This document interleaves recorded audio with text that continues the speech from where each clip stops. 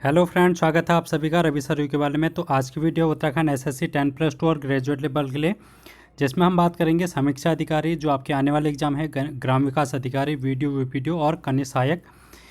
तो इन सभी एग्ज़ाम के लिए यहाँ पर जो कि आपका सिलेबस है कंप्यूटर का, उसको हम डिस्कस कर रहे हैं।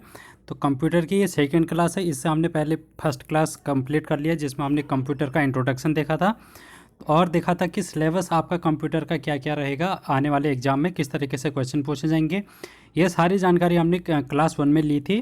तो आज हम इसको आगे को फर्दर डिस्कस करेंगे, जिसमें हम बात करेंगे कंप्यूटर की पीढ़ियों के बारे में बात करेंगे, यानी कि जनरेशन ऑफ कंप्यूटर। फिर ब्लॉक डायग्राम देखेंगे और हार्डवेयर के बारे में देखेंगे, और आपके जो इनपुट आउटपुट डिवाइस होती हैं और मेमोरी क्या होती है कंप्यूटर की, ये सभी टॉपिक हम इस वीडियो के अंतर्गत डिस्कस करने वाले हैं। तो हम इसको यहाँ पर शुरू करते हैं। इसके लिए अगर आप चैनल पर नए हैं तो चैनल को सब्सक्राइब कर लेना, बेल आइकन को प्रेस कर लेना और वीडियो को ज़्यादा से ज़्यादा शेयर करना। इसके अलावा आप यहाँ पर देख सकते हैं और भी क्लासेस हैं जो कि आपके आने वाले एग्जाम के लिए यहाँ पर कराई जा रही हैं। जैसे कि वर्ल्ड हिस्ट्री का टॉपिक यहाँ पर आपको कंप्लीट कराया गया है। उसके बाद स्टैटिक जीके के क्वेश्चन जो कि आपको क्वेश्चन के फॉर्म में देखने को मिलेगा, वो चीज़ आपको कराई जा रही है। और यहाँ पर भारत का इतिहास आपको कराया जा रहा है, और साथ में उत्तराखंड के जो क्वेश्चन है, प्रीवियस ईयर क्वेश्चन, उसको यहाँ पर डिस्कस किया जा रहा है। और टॉपिक वाइज जो भी आपका सिलेबस है, जैसे कि उत्तराखंड का भूगोल हो गया, वहाँ पर नदी नाले नदियाँ वगैरह जो भी हैं, ग्लेशियर चोटियाँ, वो सभी को हमने अभी तक कंप्लीट करा रखा है। तो अगर आपने वीडियोज़ नहीं देखी हैं तो आप ज़रूर देख लेना, और ज़रूर ये है कि आपको चैनल को सब्सक्राइब भी कर लेना है। ठीक है, 1 सेकंड का टाइम लगता है सब्सक्राइब करने में, तो इसलिए सब्सक्राइब ज़रूर कर लेना। और अगर आप यहाँ पर इसकी पीडीएफ चाहते हैं, पीडीएफ से अगर आप पढ़ाई करना चाहते हैं, रिवीजन करना चाहते हैं, तो टेलीग्राम चैनल ज्वाइन कर लेना। टेलीग्राम चैनल में यहाँ पर आप फाइल सेक्शन में जाएंगे तो आपको सारी पीडीएफ है जो कि मेरी क्लासेस की मिल जाएंगी। इसके माध्यम से आप यहाँ पर से डाउनलोड कर सकते हैं, और टेलीग्राम में कोई भी चीज़ हो मेरे से आप पूछ सकते हैं, डिस्कशन कर सकते हैं वहाँ पर। तो वहाँ पर अगर डिस्कशन वाला एक नीचे से लिंक आएगा, तो डिस्कशन में आप वहाँ पर प्रेस करना, फिर वहाँ पर से आप कोई भी अगर आपसे कुछ पूछना हो तो वहाँ पर से आप मुझे पूछ सकते हैं। पिछली वाली क्लास में हमने फर्स्ट जब कंप्यूटर की क्लास की थी तो उसमें हमने सुपर कंप्यूटर के बारे में बात की थी। और सुपर कंप्यूटर के बारे में जब हमने बात की थी तो यहाँ पर हमने एक चीज़ ये कही थी कि जो भारत में सुपर कंप्यूटर है पहला, तो उसका नाम हमने परम 8000 बताया था।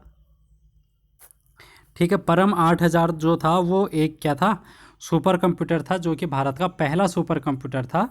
लेकिन उस वीडियो में आपको एक करेक्शन करना है, और करेक्शन क्या है, जो कि मैंने आपको उस समय एक चीज़ गलत बता दी थी।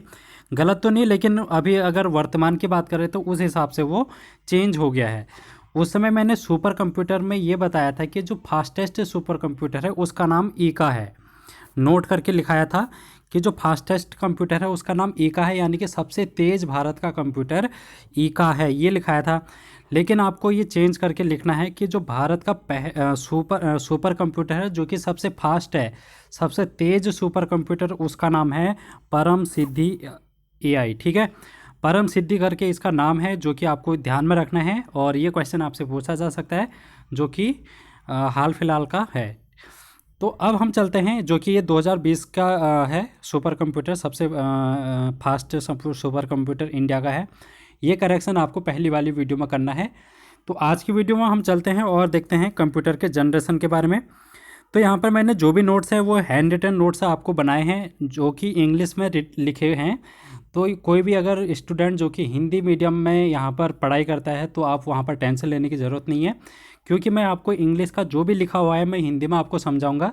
और वैसे भी कंप्यूटर जो आपका है इंग्लिश में ही काम होता है। कंप्यूटर में अगर आप कंप्यूटर चलाते होंगे तो आपको सारी चीज़ें इंग्लिश टर्म में देखने को मिलती हैं। तो इसलिए आप इसको डरना मत कि भाई क्या लिखा है कि इंग्लिश में, तो आपको मैं समझा दूंगा। कोई भी चीज़ है इसमें तो आप यहाँ पर से देख सकते हैं और अच्छे से समझ सकते हैं। जनरेशन ऑफ कंप्यूटर की बात करें तो इसको हम हिंदी में बोलते हैं कंप्यूटर की पीढ़ियाँ। जैसे कि आप फ़ोन में टेक्नोलॉजी यूज कर रहे हैं, पहले आपने 1G यूज किया, फिर आपने 2G यूज किया, फिर 3G यूज किया, और फिर 4G। अब आजकल 5G का ट्रायल चल रहा है। तो इस तरीके से आप देख रहे हैं फ़ोन की नई नई टेक्नोलॉजी है जो कि आप यूज़ कर रहे हैं। और ये क्या है, एक तरीके से G फॉर जनरेशन। ये फ़ोन की जनरेशन है 1G 2G 3G 4G 5G। इसी तरीके से कंप्यूटर की भी जनरेशन हुआ करती हैं, जैसे कि पहले स्टार्टिंग में जो कंप्यूटर हुआ करते थे वो बहुत बड़े हुआ करते थे, एक कमरे के बराबर, जो कि आपका एक कमरा होता है रूम का, उतना बड़ा एक कंप्यूटर हुआ करता था स्टार्टिंग में। तो आज आज आप देख रहे हैं एक छोटा सा कंप्यूटर लैपटॉप के बराबर भी आपको अवेलेबल है, जो कि आप कहीं पर भी कैरी कर सकते हैं, पोर्टेबल डिवाइस है एक। तो ये है कंप्यूटर की जनरेशन, यानी कि आप देख रहे हैं एक बड़े से कंप्यूटर, बड़े से जो कमरे के बराबर कंप्यूटर था, आज उसको आप लैपटॉप के भांति यूज़ कर रहे हैं। तो आपको यहाँ पर से टेक्नोलॉजी का क्या देखने के लिए मिलेगा, डेवलपमेंट, यानी कि टेक्नोलॉजी वहाँ से लेके अभी तक आपकी चेंज होती रही है। तो इसी को हम बोलते हैं जनरेशन ऑफ कंप्यूटर। तो इतनी बात आपको समझ में आ चुकी होगी। तो अगर हम कंप्यूटर की जनरेशन की बात करें तो ये शुरुआत कहाँ से हुई थी कंप्यूटर की, तो 1942 और 1955 के बीच में आपकी यहाँ पर पहली जनरेशन यानी कि पहली पीढ़ी कंप्यूटर की मानी गई है। तो आपसे डायरेक्ट क्वेश्चन पूछ लिया जाएगा, पहली पीढ़ी का जो टाइम पीरियड है वो कौन सा है, 1942 से 1955। यहाँ पर आप देखेंगे इसमें जो टेक्नोलॉजी यूज़ की गई है, यानी कि जो आपका प्रोसेसर यूज़ किया गया है, जैसे आपके फ़ोन में प्रोसेसर यूज़ किया जाता है, कंप्यूटर में प्रोसेसर यूज़ किया जाता है, तो उस समय जो पहले स्टार्टिंग का जो कंप्यूटर था उसमें वैक्यूम ट्यूब जो था उस टेक्नोलॉजी का यूज़ करके प्रोसेसर का यूज़ किया जाता था। अगर हम बात करें उस टाइम के जो कंप्यूटर हैं उनके नेम, आपसे पूछा जा सकता है कि जो पहला जनरेशन है उसमें जो कंप्यूटर है उसके नेम क्या हैं, जैसे कि यूनिवैक है, एनियक है। तो ये हमने पिछले की वीडियो में भी पढ़े थे, पहले कॉमर्शियल कंप्यूटर थे, ठीक है। तो यूनिवैक और एनियक जो हैं ये पहले जनरेशन के कंप्यूटर हैं, ये दो कंप्यूटरों के नाम आपको याद करने हैं। फिर आता है आपका सेकेंड जनरेशन यानी कि द्वितीय पीढ़ी। इसका जो टाइम पीरियड है, इसका जो कार्यकाल वर्तमान काल है, ये है 1955 से 1964 के बीच में। इसमें जो टेक्नोलॉजी यूज़ की गई थी प्रोसेसर के रूप में वो की गई थी ट्रांजिस्टर की टेक्नोलॉजी। तो ट्रांजिस्टर का आपसे आविष्कार पूछ लिया जाता है कि कब किया गया था, 1947 में, ठीक है। 1947 में यहाँ पर ट्रांजिस्टर की खोज की गई थी, उसके बाद ये टेक्नोलॉजी डेवलपमेंट हुई इसका। और फिर सेकंड जनरेशन जब आपका कंप्यूटर 1955 के बाद आया तो यहाँ पर ट्रांजिस्टर का यूज़ सबसे पहले किया गया। अगर आप ट्रांजिस्टर के बारे में नहीं जानते तो ट्रांजिस्टर क्या होता है, जैसे कि आप अपना कोई भी आपने पुरानी टीवी तो देखी होगी, पुरानी टीवी में जब खोलते हो उसको तो पीछे से अभी कभी आपने देखा होगा टीवी के, तो इस तरीके से एक छोटा सा रंग बिरंगे कलर का होता है और उसमें 3 टांगें होती हैं इस तरीके से, ठीक है। छोटा सा स्मॉल एक कंपोनेंट होता है जिसकी 3 टांगें होती हैं, तो उसको हम बोलते हैं ट्रांजिस्टर, अलग अलग कलर का होता है, ठीक है। अब यहाँ पर आप देखेंगे कि ये जो सेकेंड जनरेशन है इसमें कौन कौन सी कंप्यूटर हैं जो कि आपके यूज किए गए थे, जैसे कि बनाए गए थे।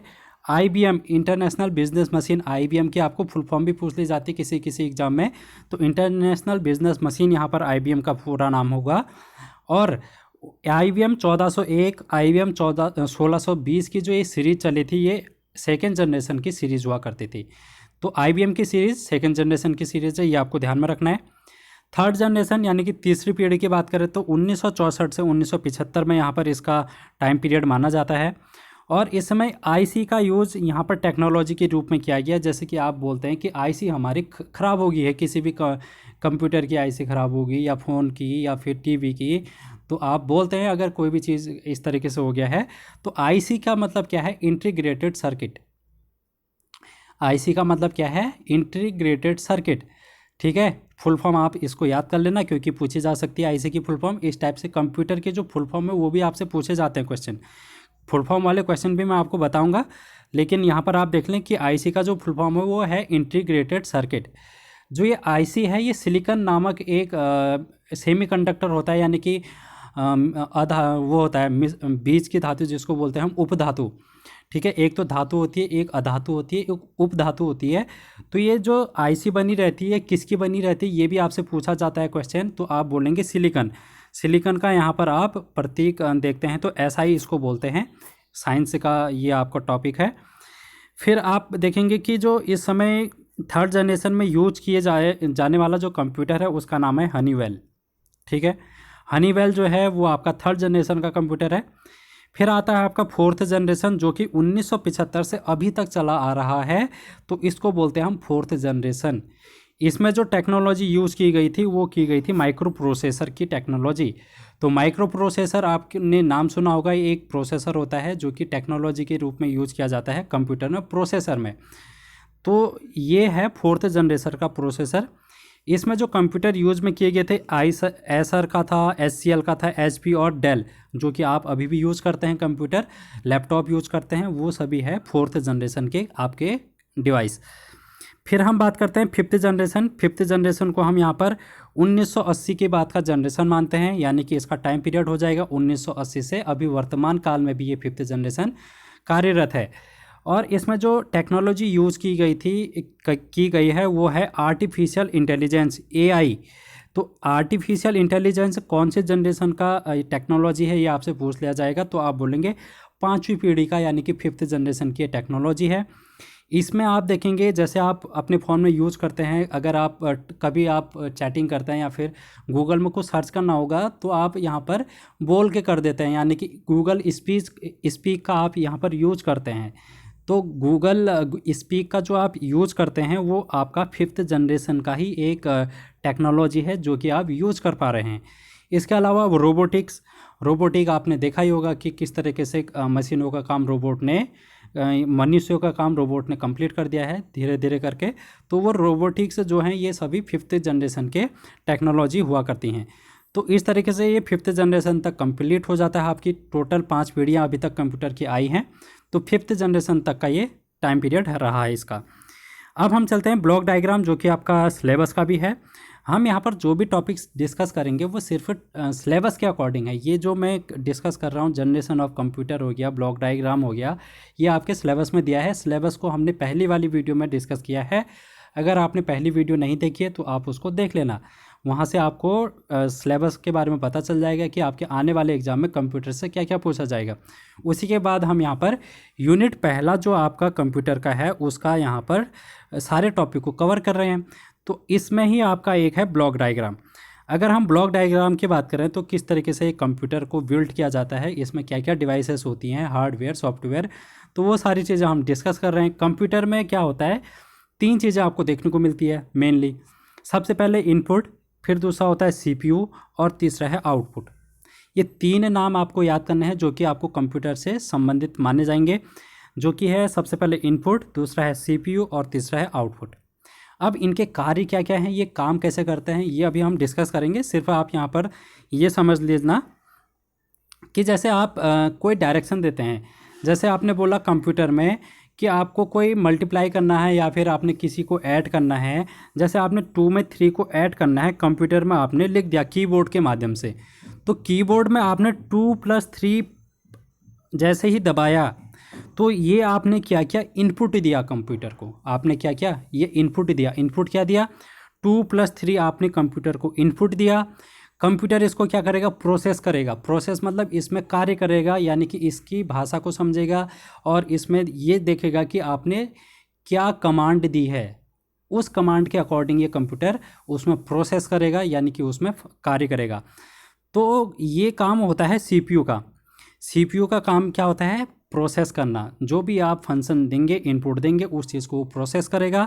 तो प्रोसेस करके जैसे ही इसने आपको बता दिया 5 इसका आंसर आएगा, ठीक है। तो 5 इसका आंसर आएगा, तो ये 5 आपको कहाँ पर दिखाई देता है, आपकी स्क्रीन पर, आपके कंप्यूटर की मॉनिटर में आपको ये 5 लिखा दिखाई देगा। यानी कि आपने कीबोर्ड में तो प्रेस किया था 2 + 3, लेकिन आपको दिखाई दिया मॉनिटर में 5। तो ये जो 5 मॉनिटर में दिखाई दिया, ये आपको आउटपुट प्राप्त हुआ कंप्यूटर से, ठीक है। तो इनपुट, आउटपुट और सीपीयू क्या होता है, सिंपल से लैंग्वेज में आपको पता चल गया होगा। डिटेल में नहीं पता करना है क्या क्या चीज़ें होती हैं, लेकिन आप सिंपल सा आप इतना फंडा याद कर लीजिएगा कि ये क्या होता है।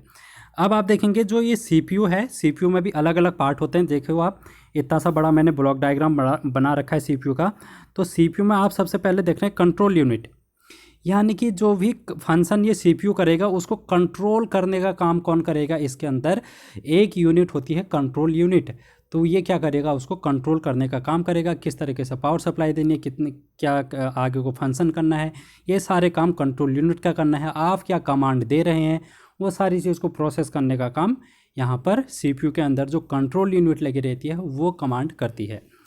फिर एक दूसरी चीज़ लगी रहती है ALU, सीपीयू के अंदर ही होता है ALU।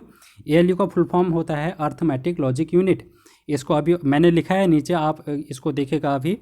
तो अर्थमेटिक लॉजिक यूनिट का काम क्या होता है कि जैसे आप जोड़, अर्थमेटिक का मतलब होता है कि क्या है, अर्थमेटिक लॉजिक यानी कि अर्थमेटिक का मतलब होता है गणित के जो भी कार्य हैं, जैसे जोड़, घटाना, गुणा, भाग, परसेंटेज हो गया, ये सारी चीज़ें अर्थमेटिक के अंतर्गत आती हैं। तो अर्थमेटिक के जो भी कार्य हैं वो इसमें होंगे, ALU में। तीसरी चीज़ इसमें दे रखी है मेन मेमोरी। मेन मेमोरी ये मतलब है कि जो कंप्यूटर के अंतर्गत मेमोरी लगी रहती है उसको हम बोलते हैं मेन मेमोरी। इसका काम है जो भी आपने कमांड दिया उसको स्टोर करना, ठीक है, वो स्टोर करने का काम मेन मेमोरी करती है। फिर आप यहाँ पर देख रहे हैं ऑक्सिलरी मेमोरी मैंने लिखा है, जो कि आपको बाहर से दिखाई गई है, CPU में अंदर से नहीं लगी है, ये है लगी है CPU के बाहर। यानी कि हम जो बाहर से मेमोरी देते हैं कंप्यूटर की, अगर आपकी मेमोरी फुल हो गई है तो आप क्या करेंगे, SD कार्ड या फिर पेन ड्राइव के माध्यम से या फिर हार्ड डिस्क के माध्यम से आप कंप्यूटर में अपनी मेमोरी कनेक्ट करते हैं, तो वही क्या कहलाती है, हमारी ऑक्सिलरी मेमोरी कहलाती है, ठीक है। तो ये कंप्यूटर का ब्लॉक डायग्राम आपका कंप्लीट हो गया है। अब हम चलते हैं कंप्यूटर के हार्डवेयर में। तो कंप्यूटर के हार्डवेयर में वही चीज़ है जो कि हमने इनपुट, आउटपुट और ये जो CPU है उसको हमने डिस्कस करना है, ठीक है। हार्डवेयर क्या होता है, जो भी आप चीज़ें देख रहे हैं कंप्यूटर में, जो आपको छूने से, टच करने से दिखाई देती हैं, उसको हम हार्डवेयर बोलते हैं। जैसे कि आपका कंप्यूटर का जो मॉनिटर है वो एक हार्डवेयर है, कीबोर्ड आपका हार्डवेयर है, जो भी आप यूज़ करते हैं कंप्यूटर में वो सब हार्डवेयर है, माउस आपका हार्डवेयर है, ठीक है। तो ये सारी चीज़ें हार्डवेयर हैं। सॉफ्टवेयर के बारे में अभी हम नहीं कर रहे हैं चर्चा, सॉफ्टवेयर इसके बाद वाली वीडियो में बताऊंगा मैं। तो हार्डवेयर में सबसे पहले आता है आपका इनपुट डिवाइस। तो इनपुट मतलब मैंने आपको बताया था, इनपुट मतलब देना। कंप्यूटर को आप किस तरीके से कोई भी कमांड दे सकते हैं, किसके माध्यम से आप दे सकते हैं, उसको हम बोलते हैं इनपुट डिवाइस। तो इनपुट डिवाइस में सबसे पहले आपका आता है कीबोर्ड। कीबोर्ड आपने कंप्यूटर में देखा होगा सबसे पहले। तो कीबोर्ड में कितनी की होती हैं ये आप कमेंट बॉक्स में यहाँ पर ज़रूर करना आंसर अपना, कि कीबोर्ड में कितने बटन होते हैं, कितनी की होती हैं।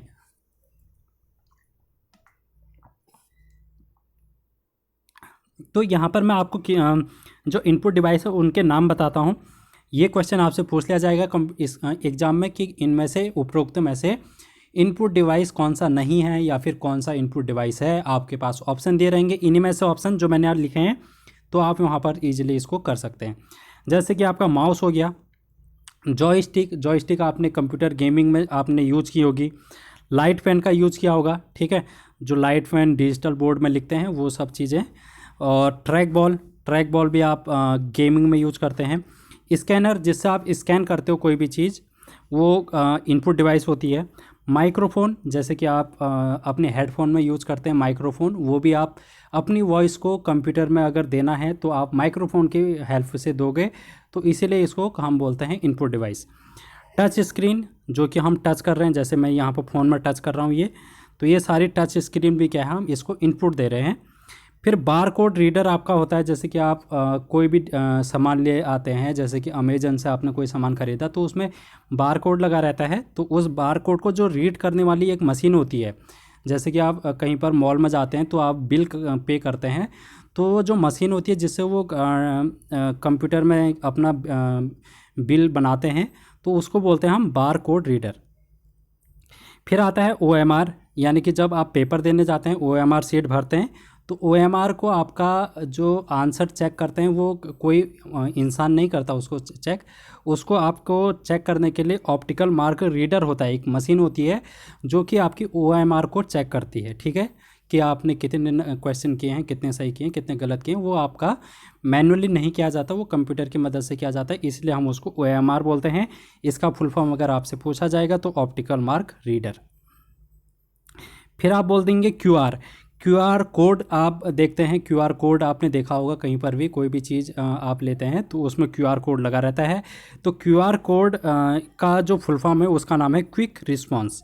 ये भी आपसे पूछा जा सकता है, QR का फुल फॉर्म क्विक रिस्पॉन्स। अब हम चलते हैं आउटपुट डिवाइस, यानी कि जिससे आप ले रहे हैं कंप्यूटर से, उसको हम बोलते हैं आउटपुट डिवाइस। किसकी हेल्प से आप कंप्यूटर से कोई भी चीज़ ले रहे हो तो वो आपका आउटपुट कहलाएगा। जैसे सबसे पहले मॉनिटर जो कि आपकी स्क्रीन है कंप्यूटर की, वो कहलाती है मॉनिटर, यानी कि VDU इसको भी बोलते हैं, वीडियो भी बोलते हैं इसको, मॉनिटर को। Visual display unit, full form आप बिल्कुल याद कर लेना इनकी, जो भी मैंने शॉर्ट फॉर्म में फुल फॉर्म लिखी है या फिर मैं आपको बताऊंगा, सारी फुल फॉर्म आप नोट डाउन कर लेना। एग्जाम में आपसे फुल फॉर्म पूछी जाती हैं तो वहाँ पर आप कन्फ्यूजन मत होना। वीडियो का फुल फॉर्म है विजुअल डिस्प्ले यूनिट। फिर आपका देखने को मिलेगा एलईडी, यानी कि जो एलईडी टीवी आपकी है वो भी क्या है, एक आउटपुट है।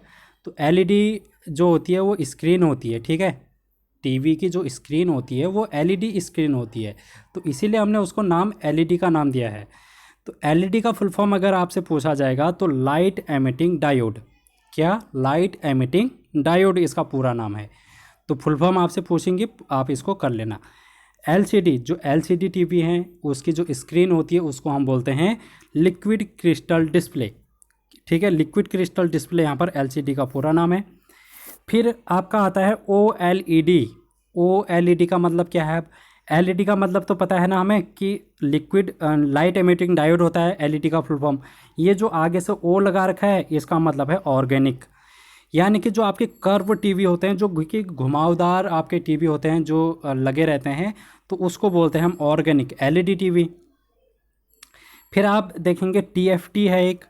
टीएफटी मतलब होता है थिन फिल्म ट्रांजिस्टर। फिर आपका आता है सीआरटी, कैथोड रे ट्यूब। ये सारे क्या हैं? आपके मॉनिटर के पार्ट हैं। तो आपसे ये पूछ लिया जाएगा कि मॉनिटर, इनमें से मॉनिटर के जो टाइप्स हैं उनमें से क्या नहीं है, तो आप इनको देखेंगे। ये सारे मॉनिटर के टाइप्स हैं, जैसे कि एलईडी, एलसीडी, ओएलईडी, टीटी और सीआरटी। इसके अलावा जो आपके आउटपुट डिवाइस में है वो आता है प्रिंटर, जो भी आप चीज़ प्रिंट करते हैं कोई भी आप, ठीक है। और स्पीकर जिससे आप सुनते हैं। प्रोजेक्टर, जहाँ पर आप प्रोजेक्टर, एक बड़े से हॉल में आप प्रोजेक्टर का यूज़ आपने किया होगा।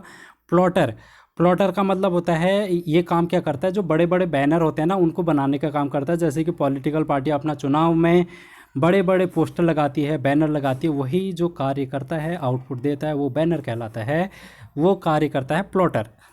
फिर हेडफोन, हेडफोन भी आपका एक तरीके से क्या है, आउटपुट डिवाइस है। फिर हम बात करते हैं सीपीयू की, जो कि अभी हमने देखा कि जो सीपीयू होता है वो प्रोसेस का कार्य करता है। जो भी आप इनपुट देंगे उसको प्रोसेस करेगा, कंट्रोल करेगा, उसमें एएलयू यानी कि अर्थमेटिक लॉजिक करेगा, और फिर उसको सेव करेगा, यानी कि उसी के अंदर मेमोरी भी है। ये सारे काम तो सीपीयू के अभी हमने देख लिए हैं। तो इसका जो फुल फॉर्म होता है सेंट्रल प्रोसेसिंग यूनिट। सीपीयू को कंप्यूटर का मस्तिष्क कहा जाता है, यानी कि हार्ट कहा जाता है, और सीपीयू को हम ब्रेन भी बोलते हैं और हार्ट भी बोलते हैं। तो कंप्यूटर का अगर ब्रेन पूछ लिया जाएगा तब भी आप बोलेंगे सीपीयू है, अगर हार्ट पूछ लिया जाएगा तब भी आप बोलेंगे सीपीयू ही है। फिर हम यहाँ पर हमने एक चीज़ और देखी थी, एएलयू अर्थमेटिक लॉजिक यूनिट। इसके बारे में भी मैंने आपको बता दिया, जैसे कि आप प्लस करते हैं, माइनस करते हैं, गुणा करते हैं, भागा करते हैं, ये सारी चीज़ें अर्थमेटिक लॉजिक के यूनिट के अंतर्गत आती हैं, ठीक है। अब हम चलते हैं मेमोरी के अंदर, और मेमोरी क्या होती है कंप्यूटर की वो देखते हैं। मेमोरी का मतलब है आप कैसे अपने कोई भी डेटा है उसको संरक्षित कर रहे हैं, स्टोर कर रहे हैं, वो सारा काम यहाँ पर मेमोरी का कहलाता है। मेमोरी ये सारी फंक्शन करती है जो कि आपकी होती है, ठीक है। जैसे कि आपको अपनी फ़ोटो सेव करना है, कोई सॉन्ग सेव करना है, या फिर कोई भी, अगर ये आप वीडियो को मेरी सेव कर रहे हो डाउनलोड करके, तो वो भी आपका क्या है, एक मेमोरी के अंतर्गत चला जाएगा। तो यहाँ पर हम मेमोरी में अगर देखें तो दो टाइप की मेमोरी होती है आपकी। सबसे पहले आपकी होती है मेन मेमोरी, जिसको हम प्राइमरी मेमोरी बोलते हैं। दूसरी होती है आपकी सेकेंडरी मेमोरी, जिसको हम ऑक्सिलरी मेमोरी बोलते हैं। ये प्राइमरी और सेकेंडरी क्या है, और मेन मेमोरी, ऑक्सिलरी मेमोरी क्या है, इसको हम देखेंगे अभी। उससे पहले यहाँ पर आप देख लो कि मैंने एक डायग्राम बना रखा है, इस डायग्राम को समझ लेते हैं।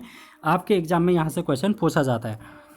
जैसे मैंने यहाँ पर सबसे पहले सीपीयू बना रखा है, ये बड़ा सा बॉक्स आपको दिखाई दे रहा है, इसके अंतर्गत एएलयू है, कंट्रोल यूनिट है और मेमोरी यूनिट है। ये चीज़ें हमने सीपीयू में अभी जब ब्लॉक डायग्राम पढ़ा था तब हमने देख लिया था सीपीयू में क्या क्या चीज़ें हैं। तो अगर हम सीपीयू में देखें तो इसके अंतर्गत जो ये मेमोरी यूनिट है, उसमें जो ये मेमोरी यूनिट होती है, उसमें जो मेमोरी यूज की जाती है उसको हम बोलते हैं रजिस्टर। तो रजिस्टर जो है वो सीपीयू के अंदर जो मेमोरी बिल्ट होती है, इनबिल्ट मेमोरी बोलते हैं इसको हम, वो होती है रजिस्टर। पहले से ही मेमोरी उसके अंतर्गत है, जो कि सीपीयू के अंतर्गत है, उसको हम बोलते हैं रजिस्टर वाली मेमोरी, ठीक है। इसमें कोई भी कार्य है वो किया जाता है और स्टोर किया जाता है सीपीयू के द्वारा। तो इसकी अगर हम बात करें तो ये फास्ट स्पीड होती है इसकी। स्पीड फास्ट क्यों होगी? क्योंकि ये CPU के अंतर्गत ही है और इसको डाटा ट्रांसफ़र करने में CPU के साथ ज़्यादा टाइम नहीं लगेगा। तो टाइम नहीं लगेगा तो इसकी स्पीड क्या हो जाएगी? फास्ट हो जाएगी। और ये छोटा होता है, यानी कि इसकी जो साइज़ है वो बहुत छोटी होती है और इसमें जो स्टोरेज की जाती है वो बहुत कम डेटा स्टोर किया जाता है। जैसे कि KB में इसमें स्टोरेज किया जाता है। जैसे कि आप स्पीड देखते हैं ना आपके फ़ोन में जब आती है स्पीड, तो अभी कभी आप डाउनलोड करते हैं तो उसमें kbps mbps स्पीड आती है।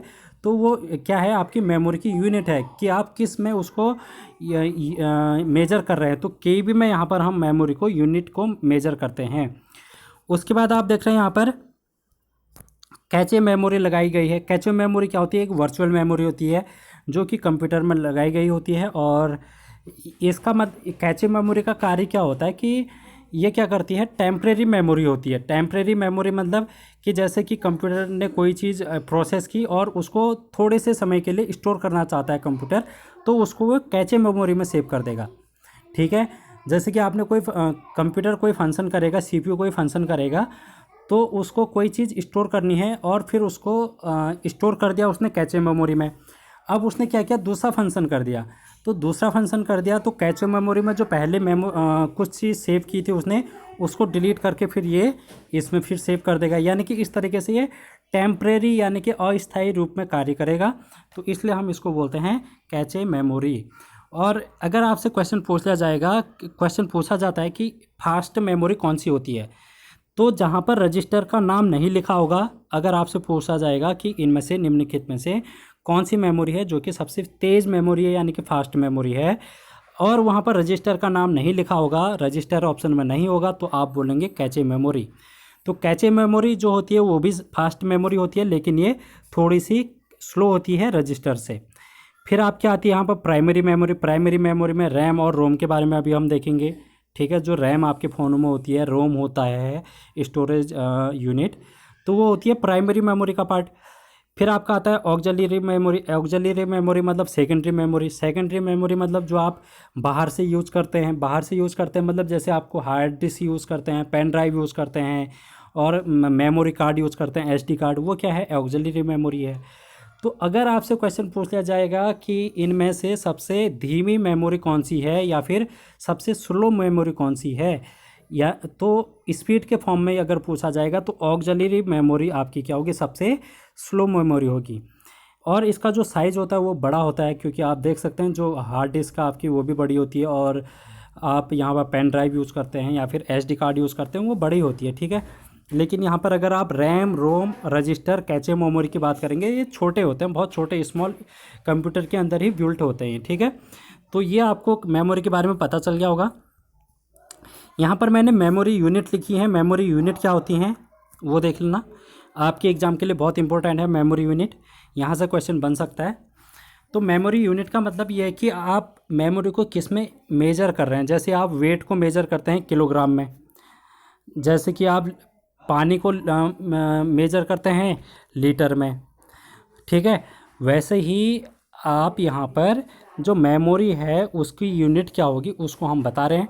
बिट आपने सुना होगा, बाइट आपने सुना होगा, KB सुना होगा, MB सुना होगा, GB, जैसे कि आप 1.5 GB आप डेटा यूज़ करते हैं डेली का, तो ये मेमोरी की क्या है? यूनिट है।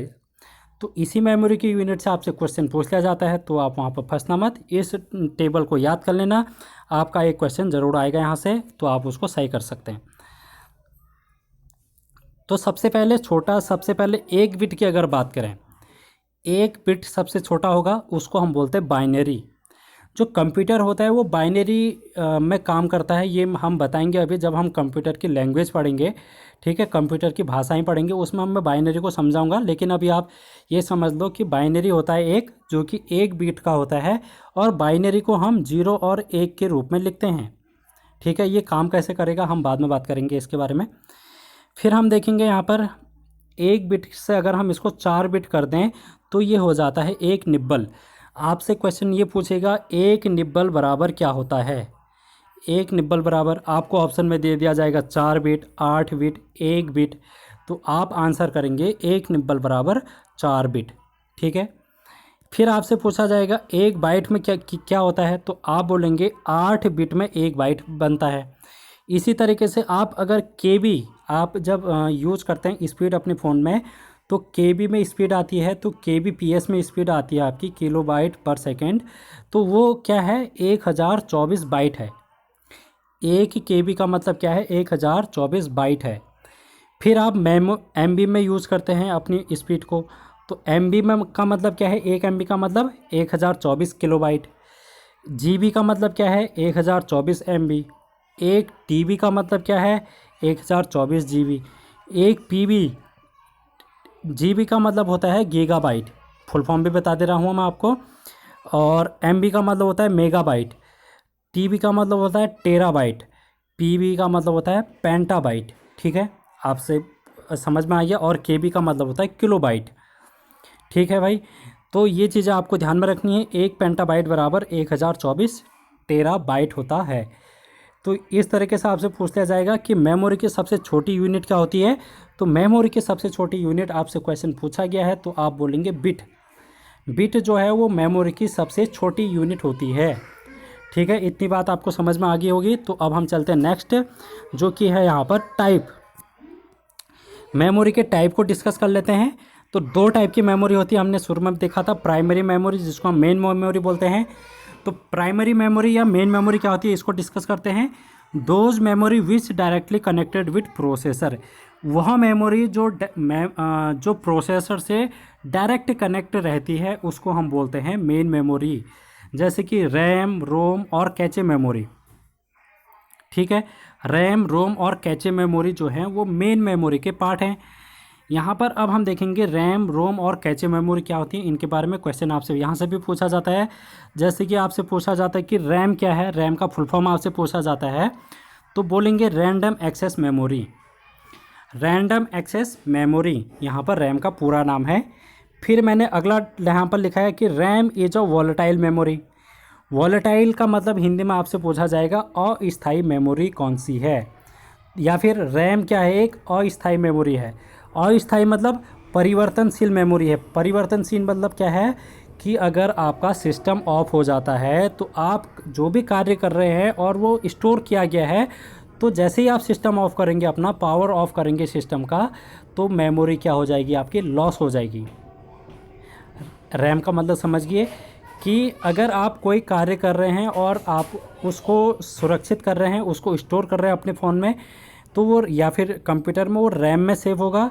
और रैम में जैसे ही सेव होगा, अगर आप रैम में सेव हुआ है, तो अगर आपका जो पावर सिस्टम है वो ऑफ हो गया है, तो उस समय ये क्या हो जाएगा, फिर लॉस हो जाएगी ये मेमोरी। तो इसीलिए इसको बोलता है अस्थायी, यानी कि टेम्परेरी मेमोरी, या फिर वोलेटाइल मेमोरी, या फिर परिवर्तनशील मेमोरी। ये सभी नाम जो हैं वो आपके रैम के नाम हैं। अब ये जो रैम होता है, ये दो टाइप का होता है। एक तो होता है डी रैम, एक होता है S RAM. D for question पूछ लिया जाएगा, डी रैम का फुल फॉर्म क्या होता है। डी का मतलब होता है डायनेमिक। डी का मतलब होता है dynamic, dynamic random access memory. S का मतलब होता है स्टैटिक। आप लिख लेना, मैंने लिखा नहीं है यहाँ पर। एस मतलब होता है स्टैटिक रैंडम एक्सेस मेमोरी। तो ये आपके फुल फॉर्म हो गए। फिर आपसे रोम पूछ लिया जाएगा, रोम के बारे में बताओ। तो रोम क्या होता है, फुल फॉर्म आपसे पूछा जाएगा read and only memory. Read only memory यानी कि ये एक स्थायी मेमोरी होती है।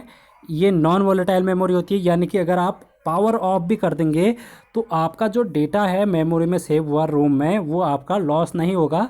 ठीक है, अगर आप दोबारा पावर ऑन करेंगे, तो आपके वो मेमोरी में सेव मिलेगा आपको। तो उसको बोलते हैं हम रोम, यानी कि रैंडम ओनली मेमोरी। ये जो रोम है, ये आपके टाइप अगर आपसे पूछ लिया जाएगा रोम के टाइप क्या क्या हैं, तो पी रोम। पी का मतलब है प्रोग्रामेबल रोम, यानी कि अगर आपने रोम को एक बार प्रोग्राम कर दिया, तो उसके बाद आप इसको इरेज नहीं कर सकते हैं, इसकी मेमोरी को। फिर आपके पास है E P ROM, erasable programmable रोम। ई पी रोम का फुल फॉर्म आप लिख लो, इरेजेबल प्रोग्रामेबल रोम, यानी कि इसको हम इरेज कर सकते हैं, यानी कि मिटा सकते हैं, और फिर प्रोग्राम भी कर सकते हैं। ठीक है, तो इरेजेबल मतलब इरेज करेंगे, और इरेज कैसे करेंगे हम, अल्ट्रा वायलेट रे, जो आपकी अवरक्त बैगनी पैरा बैगनी किरणें होती हैं, अल्ट्रा वायलेट किरणें, उसके माध्यम से हम इसको क्या करते हैं, इरेज करते हैं, फिर प्रोग्राम करते हैं, फिर यहाँ पर मेमोरी को बिल्ड किया जाता है। फिर आपका आता है EEP रोम। इसका फुल फॉर्म क्या है EEP रोम का? Electrically erasable programmable read only memory. यानी कि इसको आप कैसे इरेज कर सकते हो, इलेक्ट्रिकली आप इसको इरेज कर सकते हो इसकी मेमोरी को, और फिर प्रोग्राम करके आप इसको मेमोरी को बना सकते हो। जैसे कि आपका पेन ड्राइव हो गया और SD कार्ड हो गया, ठीक है। SD कार्ड में जो ये SD होता है, इसका पूरा नाम अगर आपसे पूछा जाएगा फुल फॉर्म, तो आप बोलेंगे सिक्योर डिजिटल, ठीक है। सिक्योर डिजिटल ये क्या है, SD कार्ड का पूरा नाम है।